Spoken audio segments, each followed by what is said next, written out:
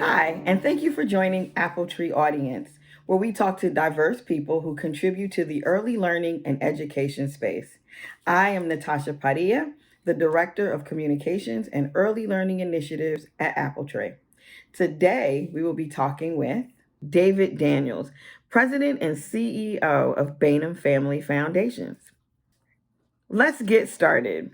David, welcome to AppleTree Audience. In your perspective, if we were to create the perfect solution for early childhood education, what would that look like? I have a couple of thoughts on this. I think the first one is that we've tried to create the perfect solution for early childhood. And I think what has been missing from the ability to accomplish that goal is that the voices of the providers and parents have not always been central to that solution. So, if we're talking about the process and the ability to create the perfect solution for early childhood education, I think it starts with anchoring the families. And because parents know better than anyone else the unique needs of their individual children, and the providers are there to help to support those. So, I think we need to be more intentional with that. Okay, so how do we achieve success in early childhood? For early childhood to be successful, we can't just narrow in on education. I think it's important for us to understand the social and emotional impact that early childhood has on the development for a child's success throughout life.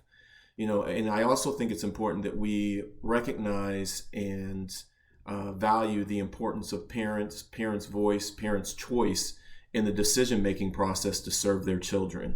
This cannot be successful early childhood if it is not anchored in on the communities that children live in, the families that support young children, and making sure that we address those needs as a part of the process of collaborating and partnering with communities and families to make early childhood all that it can be for a child to be successful long term in life. So I think the more that we can do specifically in philanthropy to be able to allow that voice to be heard so that choice is realized, I think we'll get closer to our goal for every child to thrive.